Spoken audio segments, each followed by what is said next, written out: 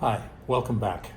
I'm Mike Dennis, and this is part 5 of my series of videos of my life story with a special emphasis on my life in music as a professional pianist. Now, where we left off in part 4, and by the way, this is coming to you from our home in beautiful downtown Panama City, Panama. And as you can see, I'm seated here at my piano. And, I might tinkle a couple of notes every once in a while if I feel the urge to do so. But in any case, I want to remind you that we left off the previous episode when I was in New Orleans at the Landmark Hotel on Bourbon Street. I was with an old girlfriend. We had agreed to meet there, and we had just come back from the New Orleans Jazz Fest, and we happened to walk into this piano bar on Bourbon Street with thousands of people outside, and nobody. There were only two people inside.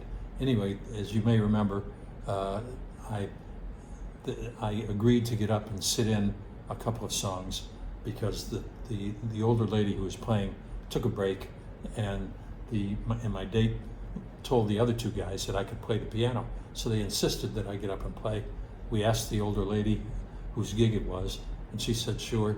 So and like I mentioned in the last episode, I really didn't want to do it because I was, by that time I had acclimated myself to playing in bands. I'd given up the idea of playing a single anywhere because I wasn't that good of a singer. And however, every time I was in somebody's house over the years, every time I was in somebody's house or apartment for a party or a get together, whatever, and they had a piano there, invariably someone would say, "Mike, why don't you give us a tune on the piano?" So I would go over and, rather than play some instrumental thing that would put them to sleep, I would sing a song that they knew and get them to kind of jump in and sing along, right? And if not sing along, just start, hopping and bopping to the rhythm. So that's what I had done in the living rooms all over this great republic, or all over the U.S., I should say. And so that's what I thought. That's what I figured I would do at the Landmark Hotel piano bar in New Orleans. So I got up, and the first song I played, I had to think about, what am I going to play here? And it wasn't like I had a crowd that was, really anxious. There was my date and two guys sitting at the piano bar, and that was it in the whole joint. And meanwhile, thousands of people outside walking up and down the street and no one coming in. So I decided to play All of Me. It was an old song.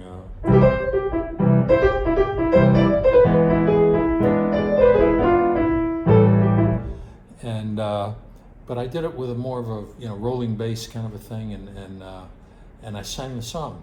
And it's a song that everybody knows, no matter how old you were at the time, just about everybody knew that song from somewhere.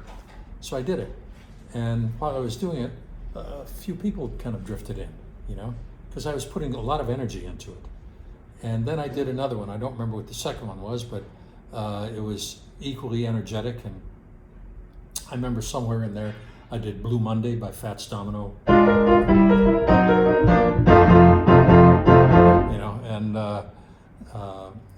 and I did a bunch of those kind of songs that kind of everybody knows, and I played for about 20 minutes, and I got rousing applause every time I finished a song. And by the time I got done after 20 minutes, the whole place was packed, standing room only, and they were drinking like fish.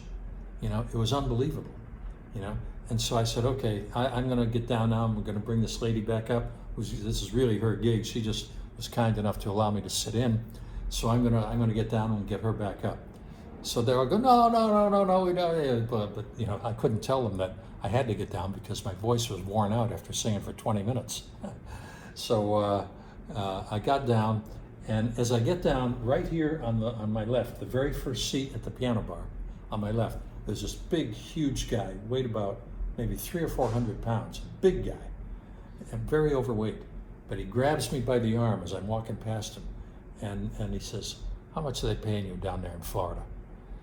And I said, well,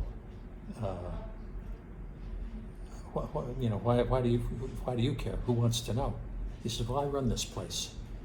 And I said, well, I'm making $400 a week. Now, at the time, I wasn't making anything a week because I was out of work and I was scrounging around looking for anything that would come my way. But had I been making 400, had I made 400 a week, that would have been very good money for the time. Unless I unless I was somebody like really well known, in the area, some sort of semi-famous local person who would probably be making a lot more.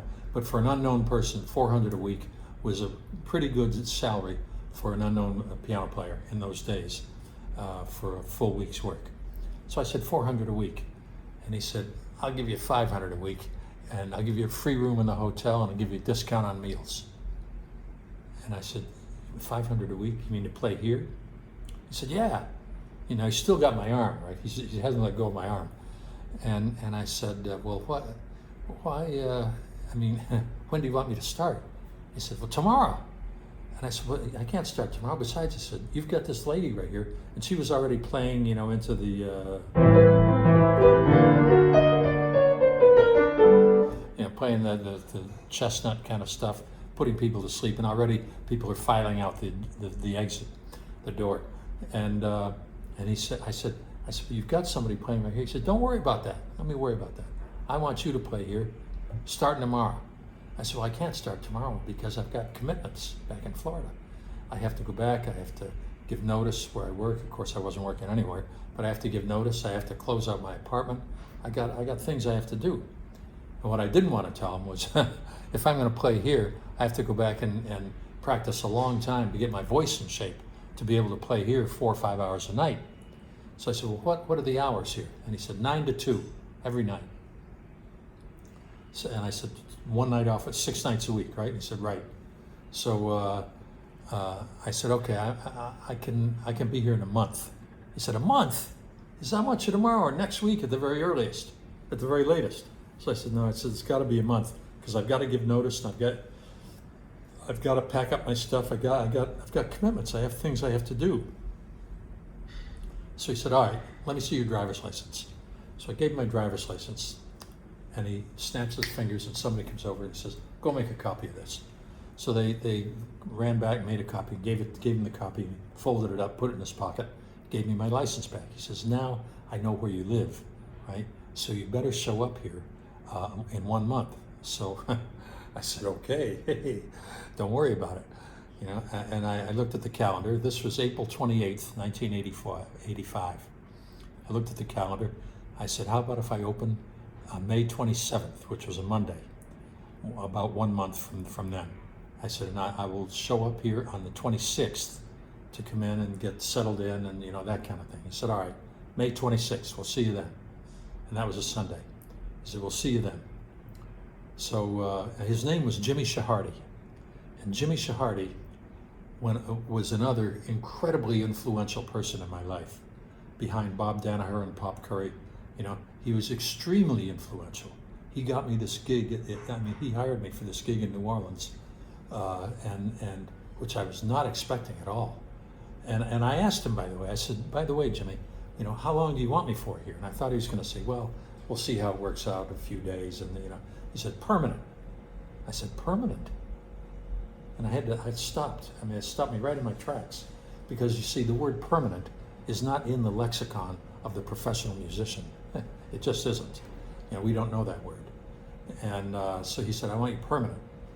So, I'm thinking, this, I agreed to take it because, this was a big opportunity for me to play in a high-profile place like Bourbon Street, and it could sort of rejuvenate my career, which had kind of, when I had moved to Florida, it kind of started hitting the skids, and I was really desperate to find something to bring it back to life, and this was it. And it was exactly what I was looking for. So, I walked out of there with my date. I was thrilled to death to be playing there. I knew when I was going to start playing, and I went back to Pompano Beach, Florida.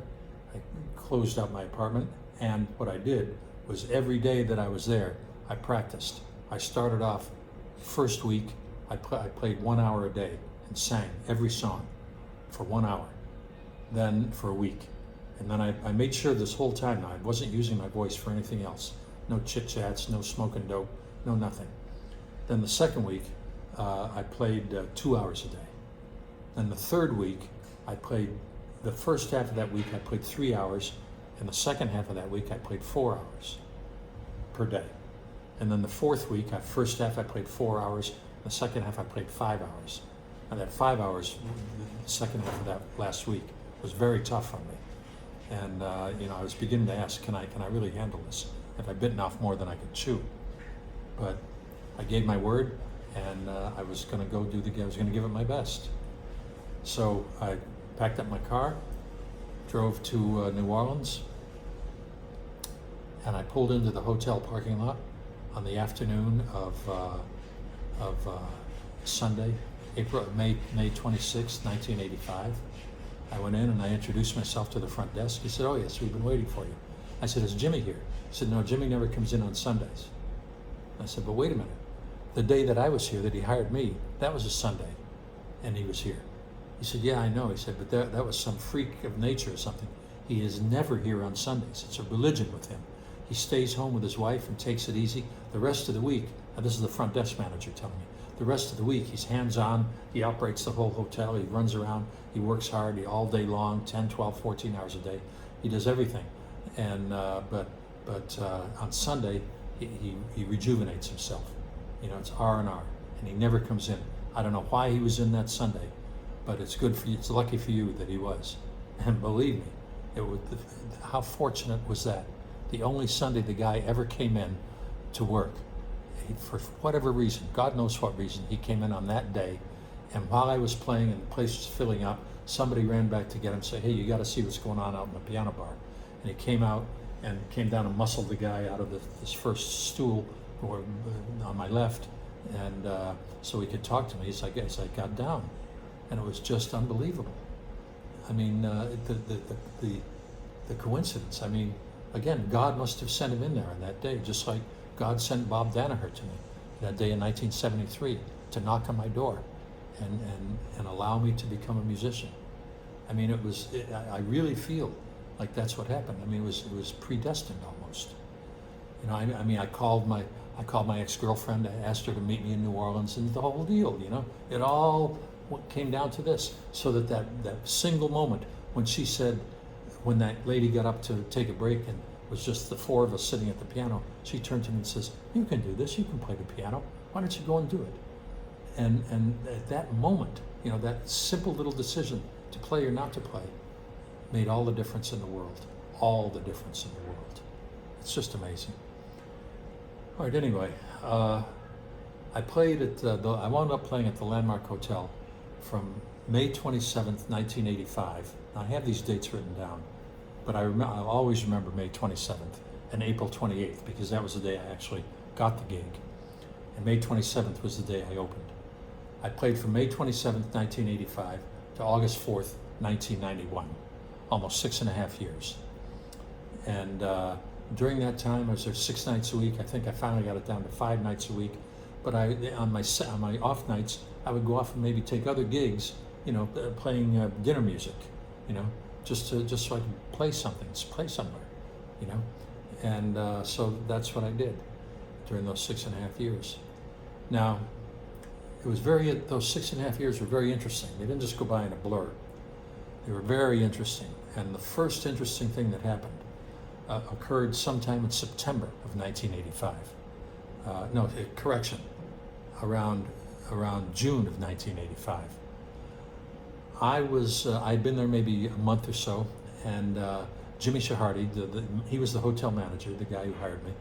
Jimmy asked me to, if I wanted to, by now I'm bringing in people every night, and the piano bar is full every night, and they're all making money, and I'm making a lot in tips, and Jimmy's happy, and everybody's happy. So Jimmy loves me. So he asks if I want to go in with him on a racehorse. He's got this racehorse he's got his eye on. He wants to buy it. Wants to know if I want to go in 50-50 with him. Now, I might add here that Jimmy was, his passion was not running hotels. His passion was horses. He loved horses, not betting on them, but he loved raising them and training them. He was a horseman, you know, and he loved owning horses.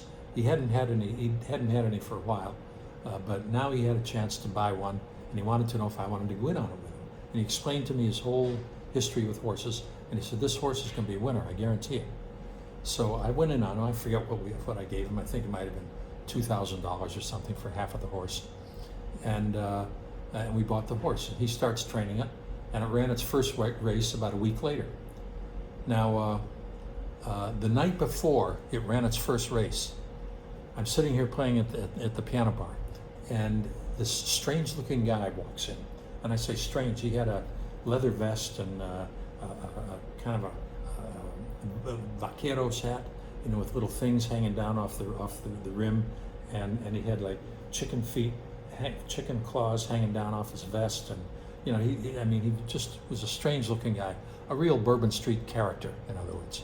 I knew he was no tourist, and I said, "Hi, how you doing?" He said, "Fine." He said, and I introduced myself, and he said, "They call me Chicken Man." And Chicken Man, it turns out, was a legend around Bourbon Street. Everybody knew who he was, and he wanted to know, and he liked my music very much. And he said, "I want you to know I like you very much, Mike, and I would like to ask you if you would care to make a donation to me, and you know, because it would really help me out a lot." So I'm thinking, all right, I see this con coming a mile away, but you know, I don't want to go around pissing off all these local characters and these locals, because I'm new here, and I can't afford to burn any bridges. I can't afford to alienate people. I'm still new, and I want to get my footing. So I give him $10, and he said, "Thank you so much." He takes both of my hands in his. He said, "Thank you so much." He said, "You'll get it back 1,000 times." I said, "Right, Chicken Man. Okay, see you later." Okay, so a night or two later, I think it was 2 nights later, Jimmy, our horse, is running its first race. His name was Real Ernest. That was the name of the horse. And we went up there, and the morning line on the horse was, I think, 5-1. Definitely not a favorite. And so Jimmy said, we got to bet on this horse. And he said that this horse is going to win this race. And I'm looking at its record. You know, I got the racing form in front of me, and I'm looking at the record of the horse, and it didn't look like he was in a kind of a stellar record, like he had a chance in hell of winning this race. You know, he hadn't won too many races in the past, and he was just an ordinary-looking horse. And plus, he was a gray horse. And my father always told me, never bet on the gray horse, you know, because they're losers, you know. So anyway, I was very hesitant. And Jimmy said, "No, you got to bet on this horse. Bet everything you got." So, you know, I made a few bets. I bet him to win. I bet him across the board. A combination of bets. And all in all, I think I bet about $1,000 on this horse. And, you know, I was, you know, a little on edge about it. But the race comes up, and by now the line has gone up to 8-1 because nobody's betting on him. And so we go up, we go up and sit down, and we watch the race, and Real Ernest wins the race.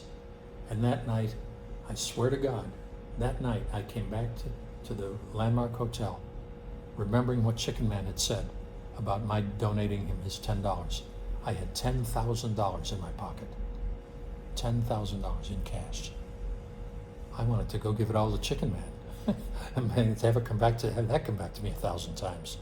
You know, but you know, I you know, it was unbelievable. It was uncanny. He looked at me dead in the eye and said, "You'll get this back 1,000 times." And it wasn't 2 nights later when I walked into the hotel with $10,000 in my pocket. Okay. Anyway, moving right along. That was June of 1985. Real Ernest ran a few more races. He won a couple more races. In fact, he won 5 in a row. And Jimmy and my picture was on the cover of the Racing Form newspaper publication for Real Ernest having won 5 races in a row. I made a fortune off him. And So then, now it comes September of 1985. I'm sitting there one night, and these two guys come in and take a seat at the piano. One guy was in his 50s, and the other guy was maybe around 30. Both good-looking guys, rugged, real outdoorsy looking types. And they come in and they sit down, and they throw a couple dollars in the tip jar, and I asked them where they're from, and they said Rhodesia. And I said, oh, you mean Zimbabwe? Because I was up to date on current affairs, and I knew that Rhodesia, which had recently, during the 70s, had fought a bloody civil war, whites versus blacks, so the whites could retain control of the country. They fought this bloody civil war, but the whites lost. The blacks took over in 1980, and they controlled the country. And one of the things they did was they changed the name of the country from Rhodesia to Zimbabwe, and the name of the capital from Salisbury to Harare. And I knew this. I don't know how. I just knew it. I keep up with that stuff. So anyway, so I said, oh, you mean Zimbabwe? And they looked at me and they said, it's still Rhodesia to us. Okay, still Rhodesia. I said, and Harare is still Salisbury, I bet, right? And they almost fell off their stools. They said, who in the fuck is this guy who knows about Salisbury and Rhodesia, over here in New Orleans? Who is this guy? And they said, how do you know about this stuff? And I said, I don't know. I just, I just know. I just follow the current events and so on. And so right away they loved me for knowing this. So that, they really got into my playing and my music and everything. And by the end of the night, they were father and son, by the way. And they told me that Robert Mugabe, the leader of Zimbabwe, who led the blacks to victory in the Civil War, became president of the country. And one thing he wisely did was he did not go around annihilating all the whites in the country. Instead, he opted for a policy of reconciliation, which meant that the whites were allowed to stay and keep all they had, keep everything they had, but they had to own up to any crimes that they may have committed. They wouldn't be punished for them, but they had to admit to the crimes, right? Now these guys, I don't know, I never got into it with them, whether they committed crimes, if they owned up to it or what they did, but they still lived there, and they said that they were, more or less not bothered too much, and everything was okay. And it was their home, Zimbabwe that was where they were born. So they didn't want to leave. Now it turns out that a lot of whites, when the blacks took over, a lot of whites did leave Zimbabwe. Zimbabwe's population in 1980 was about, I think I want to say about 11 million, out of which there were only about 350,000 whites. Most of those left and went to Australia or South Africa, leaving maybe 80,000 or 90,000 whites left in the country, if that. I don't know. I think he told me there were maybe 80,000 left, 85. But anyway, not many. So by the time I got done playing, they were still there, and they said, look, Mike, we want you to, I think it'd be great if you came to Zimbabwe and played a few places over there. Would you like to do that? I said, well, yeah, but how would I do it? And I said, don't worry, I'll arrange it. You leave it to me. But I just have to know that you're willing to do it.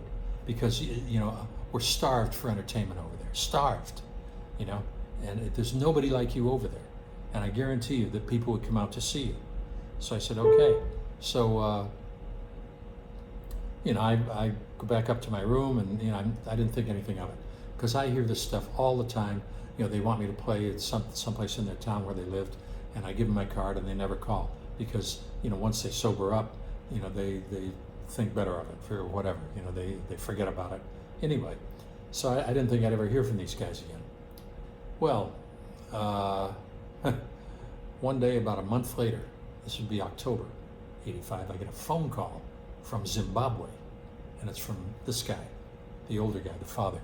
I won't mention their names, but it's from him, and it's a phone call, and he said he's got this tour lined up with the Southern Sun hotel chain, or I think it was called the Zimbabwe Sun hotel chain then, and with playing several dates in Zimbabwe and a couple of dates in South Africa. So he said, do you want to do it? And he told me when the dates were, and it was about a 3-week tour in February of '86. So I said, sure. He said, now but you're going to have to pay your own way over there, but you will be paid for for this tour. You'll be paid for the gigs and all that, but you have to pay your own airfare. So I said, sure, it's great. I mean, it was an opportunity of a lifetime, right? Play in Zimbabwe, all I had to do is pay for my plane ticket. All right, so I got the dates from him. I went and bought a plane ticket, and in fact, ironically, I went to this travel agent down on Canal Street in New Orleans to buy the plane ticket. And while I'm sitting there waiting, there was another couple who were talking to the agent, and I could overhear everything they said. They were from Zimbabwe.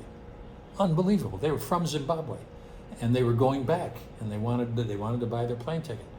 So I told the guy, and I explained to him what I was doing, and I'm going over. They said, "Oh, you're going to play in Zimbabwe? Oh, we'll be there." And where are you playing? And I said, "Well," I told them the gig in the cities. And they said, "Oh, we live in the Kariba. We'll be there." So anyway, so I bought the plane ticket, and I went back to my room, and I had everything was straightened out. The date rolls around. I get on the plane. I fly from New Orleans to St. Louis, where my good friend Ted Bakewell lives. And Ted was one of the guitar players in the New Breed band that I had back in Washington, D.C., in Georgetown, back in 1965 through 67. And Ted and I had remained friends all this time, having seen each other periodically over the years. By now it's been about 20 years, but we're still friends, all right, in 86 now. And he lived in St. Louis, and he was in the real estate business there. He's a big real estate tycoon. So I go fly to St. Louis. He comes to the airport to meet me. It's evening, and my next leg of the flight is from St. Louis nonstop to London. So we chat in St. Louis, and then he wishes me well, and he says, "Now listen," he says, "when you go over there, whatever happens on this trip, you have to write it down." I said, "Write it down for what?" He said, "You have to write it down, otherwise you'll forget." I said, "Forget? I'm never going to forget. I'm going to Africa, for Christ's sake. I'm never going to forget what happened." He said, yeah. You say that now, but believe me, the first time I was in Africa, I didn't write it down. And let me tell you something. Now I can barely remember that I was even there, much less what happened. I can't remember hardly anything of what happened. And I wish to God I had written it down. So, I trust Ted a lot. And he's a really good friend of mine. We're very close. So I said, all right, I'll write it down. So I go over there. I go to London, and I've got 9 hours in London now, right? And before my flight to Zimbabwe. And I take a train into from Gatwick Airport into Victoria Station. And I looked around. Victoria Station seemed like a fairly well-organized type of place. And what I didn't count on was, I was going to Zimbabwe, which is in the southern hemisphere, in February. So this would be high summer, right? So all I brought, I think I had like a flannel shirt that I was wearing. That was the only piece of warm clothing that I brought. I walk outside Victoria Station. It's about 10 degrees outside in London, freezing and snow coming down. I couldn't believe how cold it was. I'm sitting there in my shirt. Everybody looking at me like I'm crazy because they're all bundled up, 20 pounds of warm clothing. So I went over to the pub across the street. I had something to eat. I had a hot cup of tea, and then I took the train back to the airport, which was warm inside. And I just sat around waiting for the plane. I got on the plane, Air Zimbabwe, right? Air Zimbabwe to Harare, nonstop, London to Harare. And, I got on the plane and I half expected to see Air Zimbabwe. I thought I would expect to see, like goats and chickens tethered to the seats. That's what I was halfway expecting. But instead, there weren't many people. There were only about maybe fewer than a dozen people on the whole plane, and they're all black, and they're all very sophisticated-looking people. So, I began to get a more positive image of Zimbabwe in my mind. And when we landed, my host, my friend, was there with his wife and his son, the guy who was in the piano bar with him. And it was about 6 o'clock in the afternoon. I didn't even know what day it was, but we landed, and we went back to their home. Now they live in this house, kind of a nice house, but not real big, but modest house, but it was surrounded by high walls, and I didn't have to ask why he had the high walls. But he told me, he said, crime is a big problem here, a big problem. So that's why we've got the walls. And so anyway, I stayed with him, and I played my first date at the Monomotopa Hotel in Harare. And we drove up to the hotel, and there was my name up on the sign in lights outside the Monomotopa Hotel. I couldn't believe it. I mean, me, right? This is not, Tony Bennett or somebody. This is me. My name in lights outside the Monomotopa Hotel on the sign, on the big sign. I just thought it's an international entertainer or something like that. And so I went in, I looked, the room was filled with all white people. And I played the date, and everybody loved it, and they had a great time. And, I think I played 2 nights there. And I did very well there.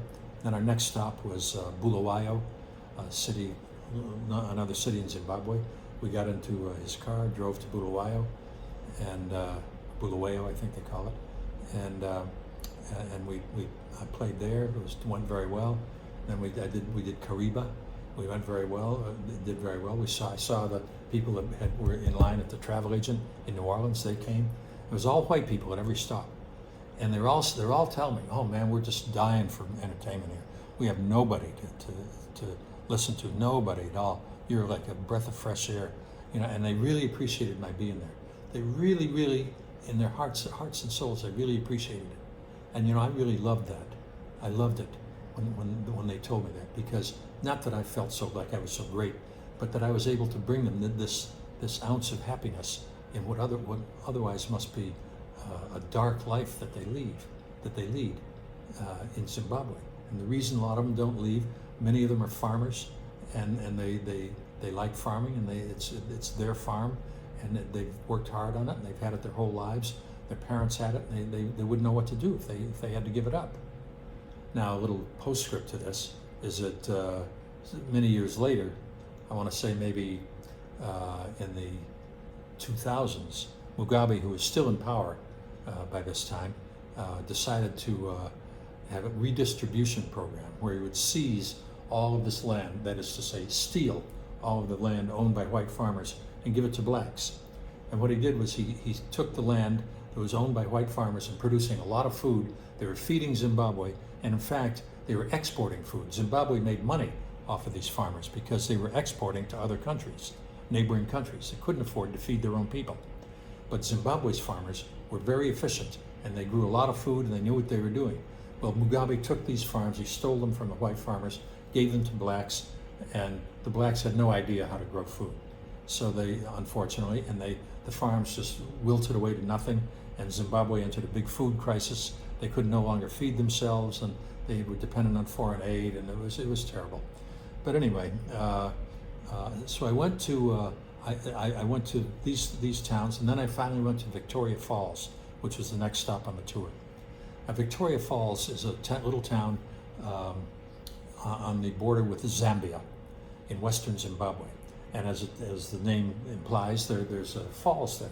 And it's a beautiful, it's like the 7th wonder of the world, I think. It must be one of the 7 wonders of the world because it's huge. I think it's bigger than Niagara. Huge waterfalls right on the river with Zimbabwe and with Zambia, on the river border with Zambia. And you could see across the river, you could see Zambia. And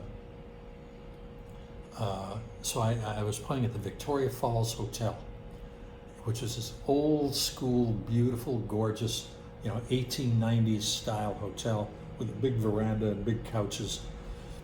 And you can just see guys on here, you can just see these guys sitting around, talking about their gold mines or whatever they had, I don't know.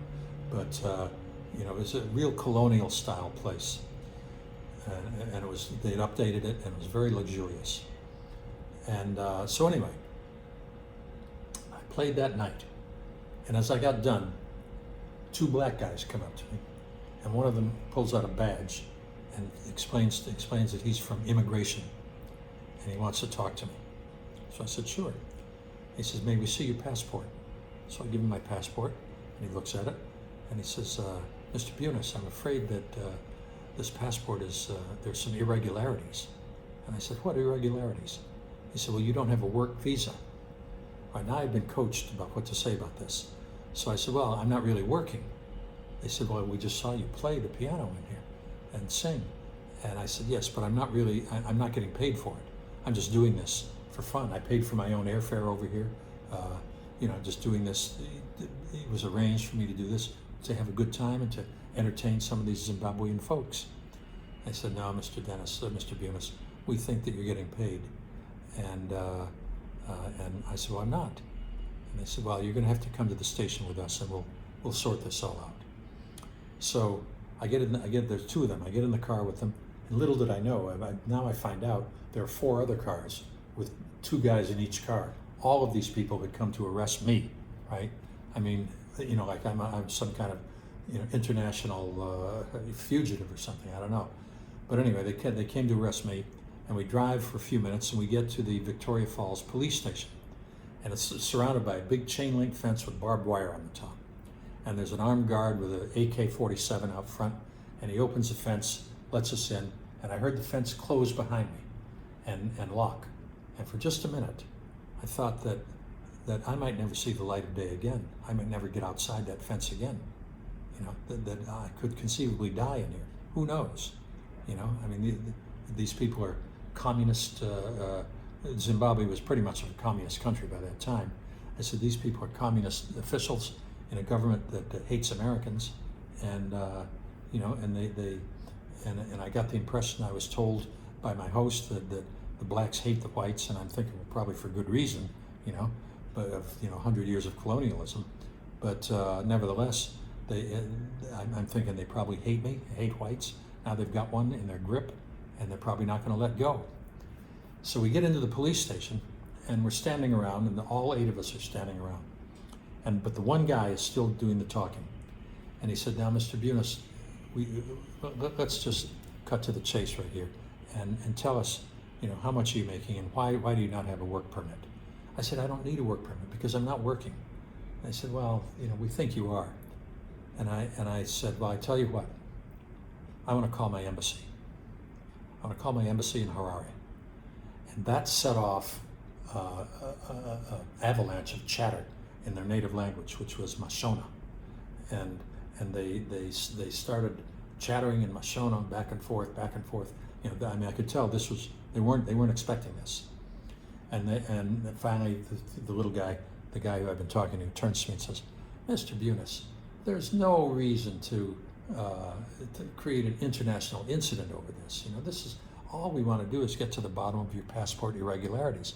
And I said, there are no passport irregularities, and I want to call my embassy, as is my right. And then back to more chatter among them.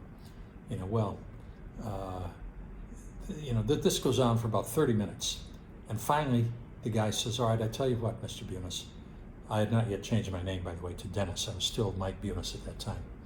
He said, I tell you what, Mr. Bunis, we'll let you go back to your hotel. We'll take you back to your hotel. We were going to put you in jail, but we're going to take you back to your hotel. And you have to promise that you won't leave the country. And, I'm thinking, leave? Where am I going to go to? They've got my passport. Where am I going to go to? Zambia? I said, okay, I promise I won't leave the country. So they take me back to the hotel. They kept my passport.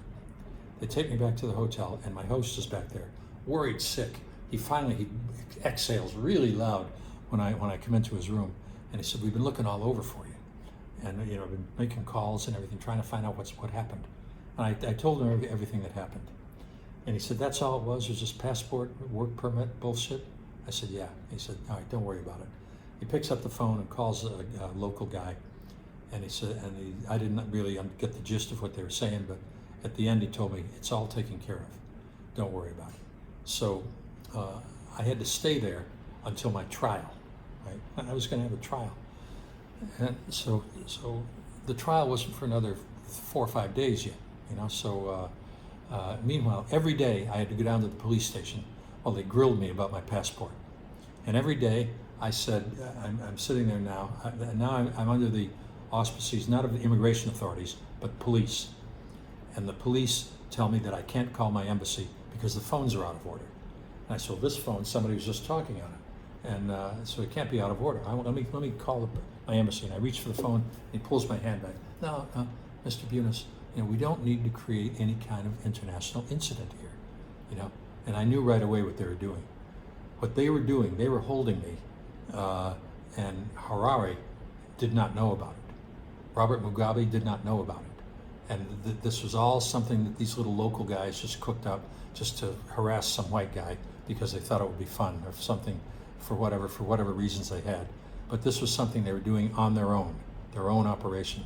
And they knew that if I called my embassy, that it was going to wind up in Mugabe's desk, and that somebody here in Victoria Falls was going to have to answer for this. And they didn't want that. They definitely did not want to answer to Mugabe. So anyway, this one, I was there a couple of hours every day, going through the same routine. I was fingerprinted 3 or 4 times. My mugshot was taken 3 or 4 times, and this just was going on and on. They were nice to me. They didn't push me around or anything like that. They weren't rough, no violence, no intimidating talk. They were very nice and very low key, very polite, right? But they were very adamant that I had passport irregularities and that I was going to stand trial for this. All right, so the day before the trial,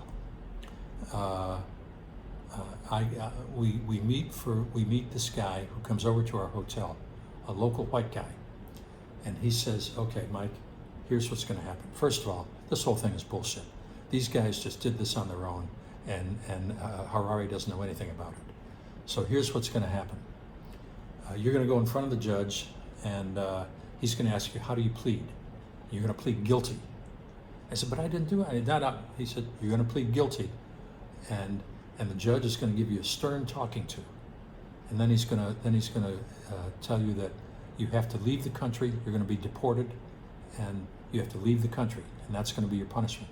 There's going to be no prison. He's going to show a lot of mercy. He's going to pretend to be merciful and all that kind of stuff, but you're going to have to leave the country." So I said, "Okay," and because I still had I had a plane ticket was going to carry me to South Africa in about 3 or 4 days after my tour of Zimbabwe had conceivably wrapped up. I was touring the whole country of Zimbabwe, and it would have wrapped up in about 3 or 4 days. So then I could go to South Africa. So he said, "That'll be fine. You go to South Africa." But he said, you have to understand, you have to plead guilty and just take what he says. Don't say anything. Just plead guilty, and yes, Your Honor, no, Your Honor, whatever, and that's that. So the next day, here comes the trial. I go into the courthouse. I'm escorted in, and I sit down on the defendant's box, and I look around, and the courthouse is mobbed. The visitors gallery is absolutely mobbed. They're all blacks except for one white guy sitting in the back. Not the guy I talked to, but another one who's obviously there to make sure everything goes according to script, right? So it's the judge comes in, we all stand, we sit down, and he gavels the desk, his podium, and he says, "Okay, first case, the government of Zimbabwe versus Michael Bunis." So he says, he tells me what I'm charged with, passport irregularities, I don't know, whatever. He says, "How do you plead?" And I said, "Guilty, Your Honor." And he said, "Guilty?" He said, "I thought that you had said there were no passport irregularities." I said, "Well, I plead guilty, Your Honor." And I didn't want to say any more than I had to. So he goes into this long speech about how Zimbabwe is tired of people like me coming over. He called me a neo-colonialist and a provocateur, and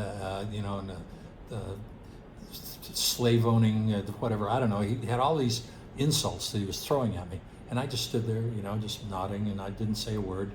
And he really was vitriolic in his speech. Now, of course, I knew what this was. This was for consumption by the local blacks in the gallery, right? So they could go and tell all their friends and neighbors that the judge really reamed me up a new asshole, right? So then the judge says, "Okay," he said, "I should sentence you to prison for this because it's a sentence, it's an imprisoning offense, but I'm going to be merciful and I'm going to let you go. But you're being deported to South Africa on this date, which is the date of my plane ticket." And he said, "I want you to be on that plane and don't ever come back." I said, "Yes, Your Honor." So I got up, and the cop who had been escorting me the whole time and talking to me all these days handed me back my passport and said, "Good luck." I shook his hand, There were no hard feelings between me and him. He was just doing his job, and so I went back to the house where I went back to the Victoria Falls Hotel, and then we immediately hot-footed it back to Harare, where I spent the next 3 or 4 days just sulking around the house. My tour was ruined. Even the South African dates were ruined because the hotel chain had to pay a big fine for hiring me, a big, huge fine. And the guy, the representative of the hotel who was coming around to all my hotel chain, who was coming around to all my dates on the tour, I think he was fined heavily. He may have even gone to jail over this, I don't know. But he really got in trouble over this. I felt so sorry for him because all he did was escort me around. And anyway, I went to South Africa, and there I went into this. I met some people there. I met a guy named. Actually, I had known a guy named Barry Jarman. Barry was a guy who was he was a concertina player, and I met him years earlier in Nashville, maybe 3 or 4 years earlier, in Nashville, and when he was over there visiting, and it turns out that Barry was a member of a group called the Bats, and the Bats were the, sort of like the South African version of the Beatles. They were wildly popular, and I mean they were sold millions of records back in the early '60s, at the Beatles time, and they toured all through Africa and India and all the the UK and everywhere. Everybody loved the Bats, and Barry was one of their founding members, and so I explained to him. By the time I got to South Africa, he knew I was coming. He met me at the airport, and so he, was very sorry for everything that happened. Apologized profusely, for everything that had happened. And we went to this bar in downtown Pretoria, and Pretoria was the capital of South Africa at the time, and still is actually. And we went to this bar where they had this band playing Boer music. Now, Boer music, B-O-E-R, the Boers were white South Africans who, back in the 1800s, they consider themselves the original white South Africans because their ancestors go all the way back to the original Dutch people who settled in Cape Town in the 1800s, and they developed the Afrikaans language, which is a language spoken among whites in South Africa, and the Boers consider themselves the original South Africans, and so they developed their own. They have their own culture, their own language, their own music, and they have Boer music. Now it turns out that Boer music is eerily similar to Cajun music. I mean, it sounds just like it. Got the fiddle, and so I mean, I'm really getting into this. These guys, So I get up. I said, "Can I sit in a couple songs?" So he said, "Yeah." So I said, "Let's do jambalaya." So I sang jambalaya, and they fell right in. I did a sort of a Cajun version of it, and they fell right in behind, and we just had a great time. And that was the only music I played in South Africa. But I did have a great time with those guys. They were a lot of fun. Barry Jarman was a lot of fun, and he introduced me to Rhea David. And Rhea David was this woman, really good-looking woman. She was South African, very intelligent, extremely well-traveled. She'd been all over the world, and I got to know her a little bit, not as boyfriend-girlfriend kind of thing, but just as friends, and we got to know each other. And so then I left South Africa and I came back to New Orleans. And when I got back to New Orleans, I called Ted Bakewell, and I told him everything that happened. And he couldn't believe. He said, this stuff is great. He says, "You've got to write it down." I said, but write it down. I'll never forget. Come on, I stand trial in Zimbabwe. I mean, I'm convicted of an offense in Zimbabwe, deported. I mean, you think I'm going to forget that? He says, "I guarantee you're going to forget it if you don't write it down." So I said, all right, I'll write it down. So I wrote it down, and it kind of fit together pretty nice. And I remembered everything. It was all fresh in my mind, all the details that gave the whole thing texture. You know what I'm saying? Like the details of everything that really fleshed out the whole experience, rather than just I went here, I went there. I was really able to remember everything. Okay, so I wrote it down, and then I showed it to, there's this woman I knew in New Orleans named Marta Burton. Now Marta was herself a writer. She was an older lady. At the time, I'm about 41. She was about 55. And this would have been March, May of 1986. I think I got back in March from Zimbabwe, and I wrote the account of what happened in April. Then in May, I showed it to Marta. Right, and I said, Marta, well, look at this. This is the thing of my trip to Zimbabwe. She says, oh, you wrote it down. And it was about maybe 85 pages, right? It was quite a long journal. And so I wrote it, sort of narrative-wise, rather than today I did this, today I did that, dear diary. I wrote it like a narrative, a continuing narrative. So she read it and gave it back to me a couple days later and said, Mike, this is great. She says, you should write a novel. I said, yeah, right, novel, right. I said, forget that. No, she said, you should. I said, Marta, no, listen, novels are written by guys, these 60-year-old guys with beards and pipes who sit around drinking themselves to death in 200-year-old houses, and that's who writes novels. She said, no, you should write a novel. You've got what it takes. This story really, really grabbed me. You should write a novel. Not on this necessarily, but on anything. So I blew it off. I didn't think anything more of it. So along about September 1986, I'm still playing in the Landmark now. I'm there over a year, and Jerry Lee Lewis walks in, of all people. He's playing somewhere in town that night. He just played somewhere in town that night, and he got done with his gig, and he came in. I think he and his entourage were staying in the hotel, and they sat down, and I recognized him right away, and I almost fell off the piano bench. I said, "Holy shit! Jerry Lee Lewis is here to hear me," And I played a few more tunes, and I said, "Killer, you want to get up and do a song? Come on, everybody! Jerry Lee Lewis, the great Jerry Lee Lewis," and everybody applauded. They went crazy, and he gets up, and waves, and comes over, sits down, and I tell him, I said, "By the way," and I briefly recounted to him that day in 1980 when he came to the stockyard, when he got up and sat in but was too weak to play, and I said, "I'm the guy who was playing piano that night." He said, "Oh, I remember, man. Yeah, I remember that night. Yeah, I was real sick. Yeah, I remember. Yeah." Okay, so it made me feel good that he remembered that night.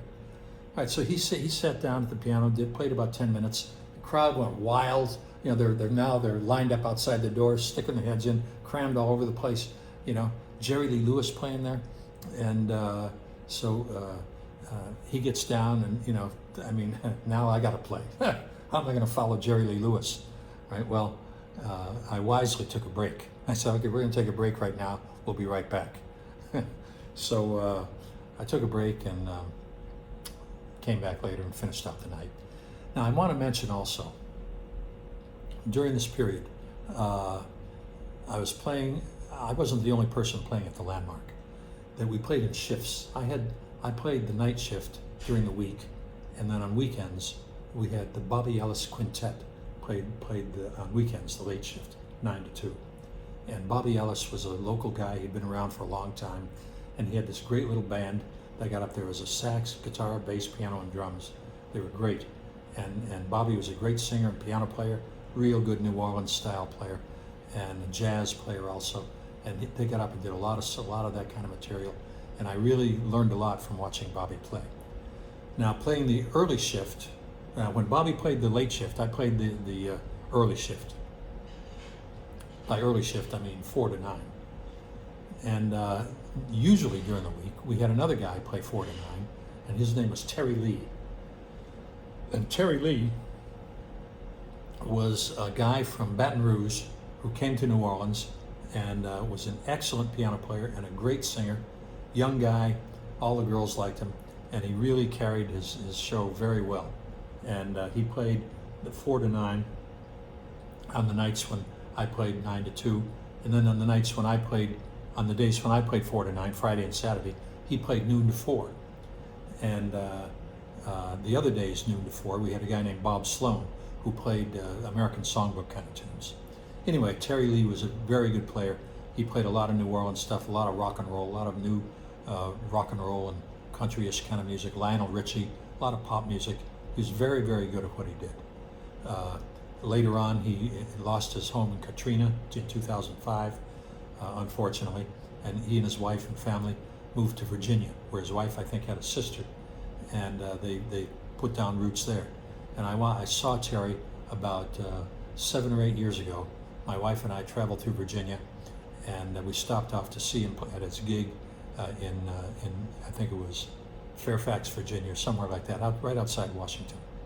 And we had a great reunion with him, and it was wonderful to see Terry again. He's still playing, still a great guy, and he still sounds great. Okay, so Jerry Lee Lewis shows up, does his thing in September of '86. Now we move into '87. Now it was around, I want to say January of '87, up to all through 1986. Whenever I saw Marta Burton, which was maybe once a month, she would say, "Have you started that novel yet? Have you started that novel yet?" You know, she's driving me crazy with it.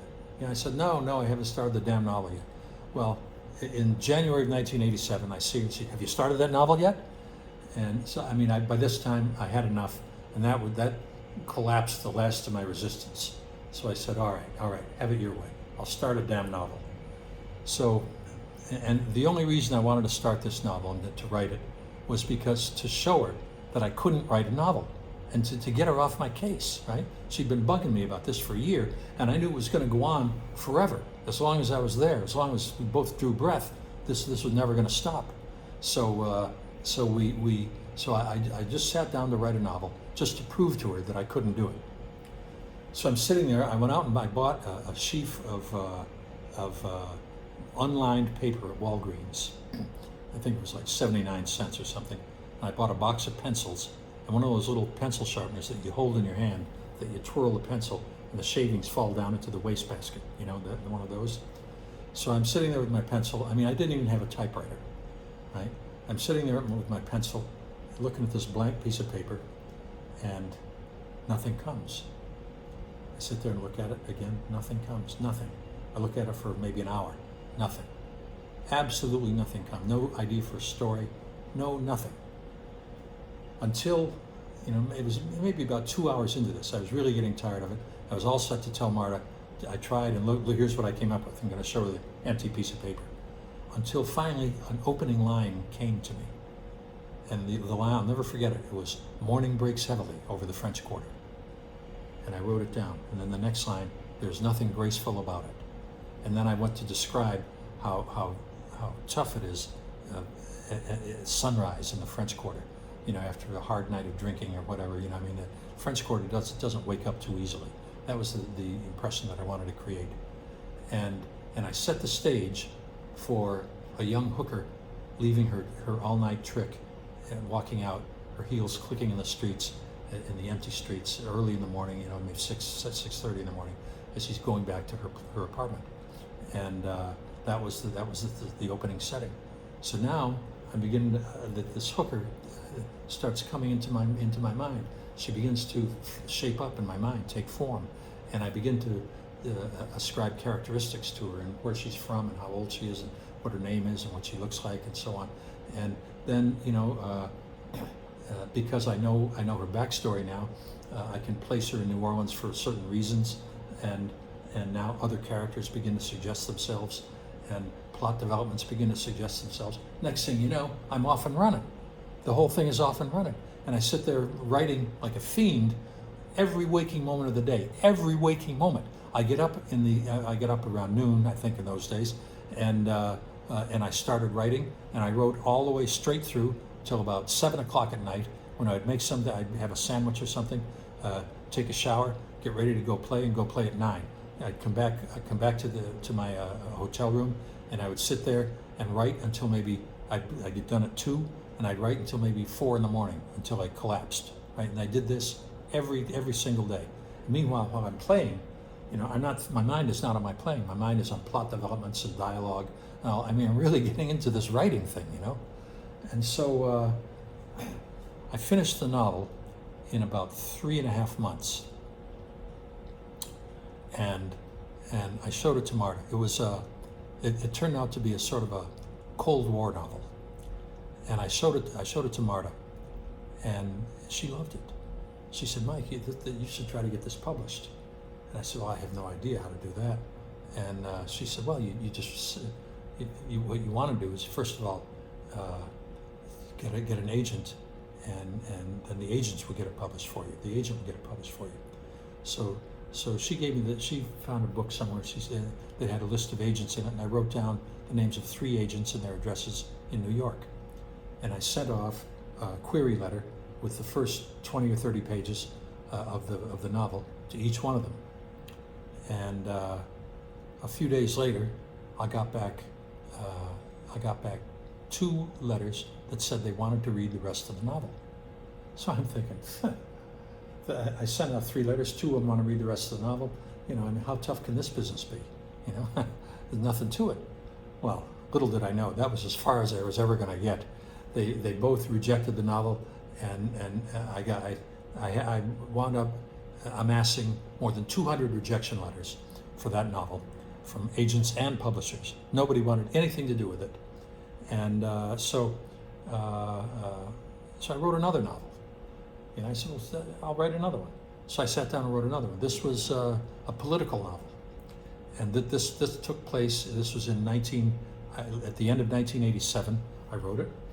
And it took place in Wyoming, in the town of Big Piney, Wyoming, which was known as the icebox of the nation because it had the coldest temperatures in the nation on a routine basis. It started there, and from there this character emerged the opening scene shows him in reading the morning paper in Big Piney, and he sees where their local state senator, which covers the state senator whose district was the two counties in that part of Wyoming. That local state senator was announcing his retirement, and so this guy gets it in his head that he wants to run for state senate. And he's a young guy. He's about, maybe 27, 28 years old, and he wants to run for state senate in Wyoming.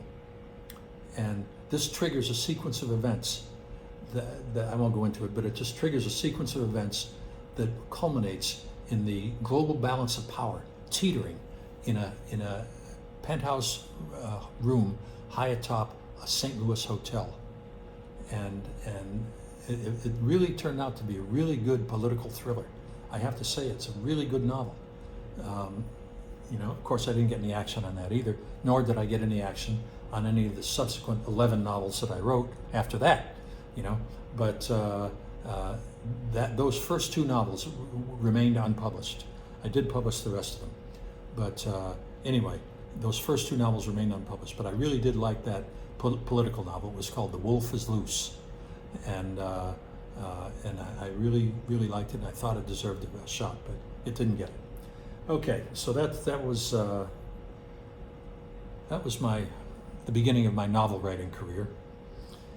Now we move on to 1989. I go on to now I'm still playing at the Landmark Hotel.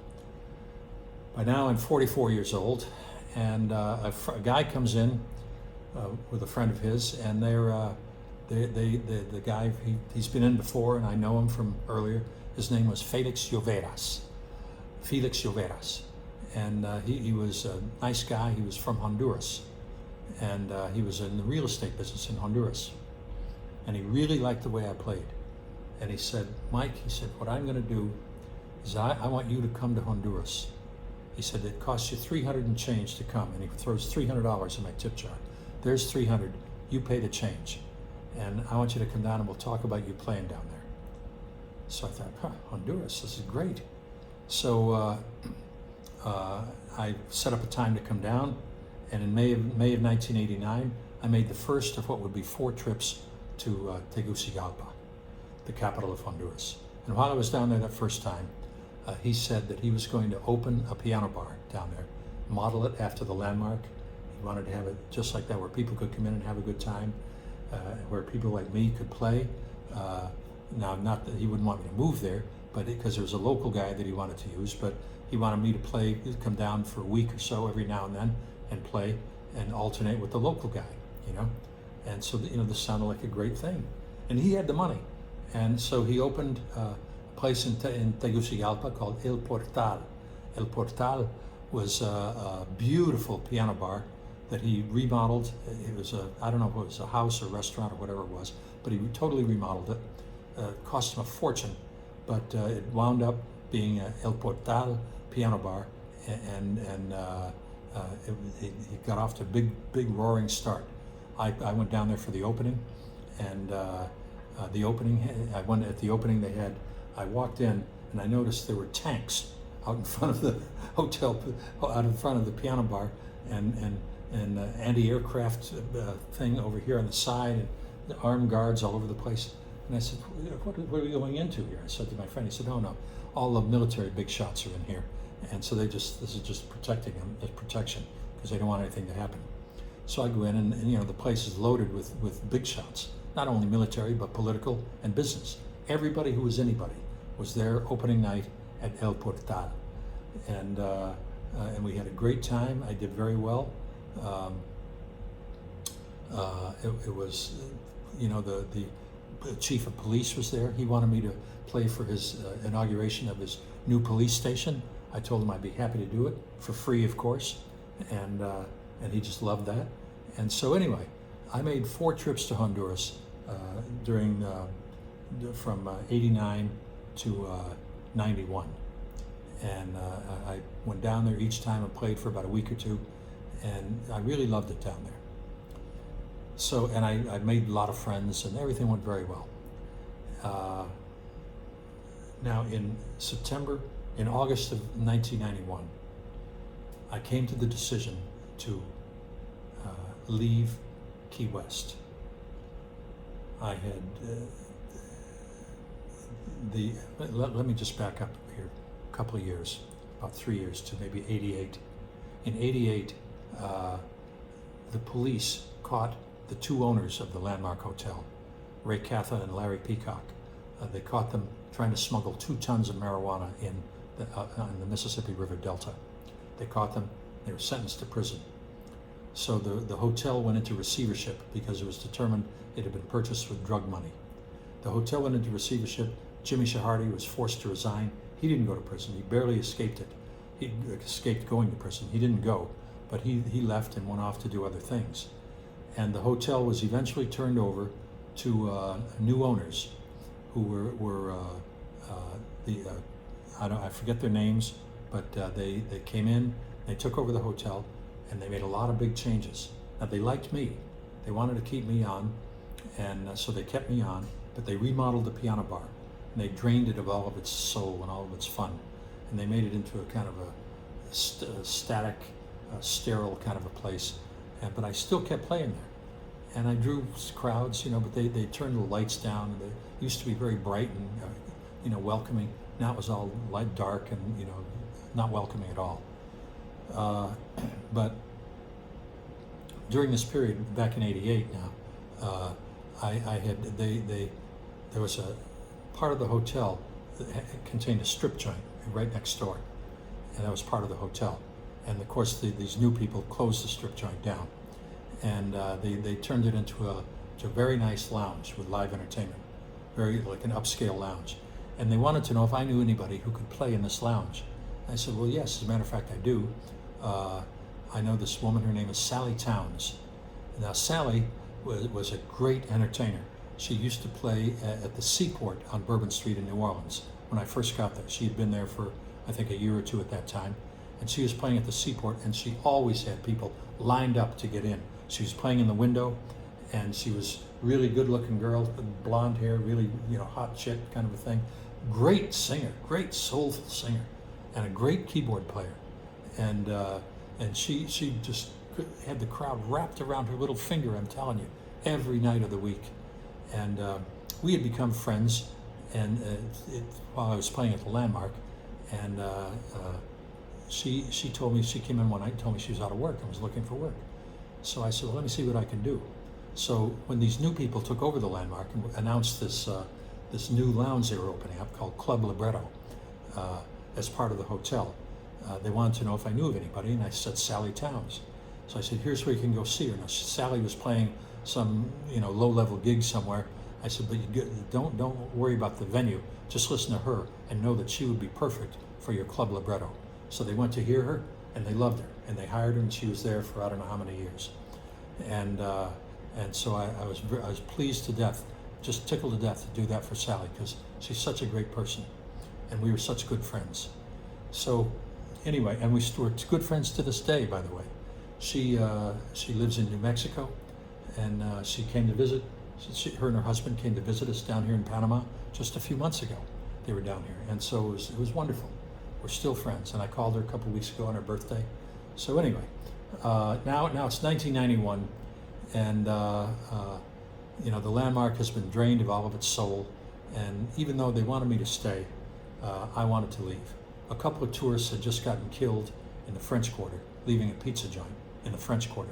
Now this is significant because even though New Orleans has an extremely high crime rate, the French Quarter is sort of off limits for crime.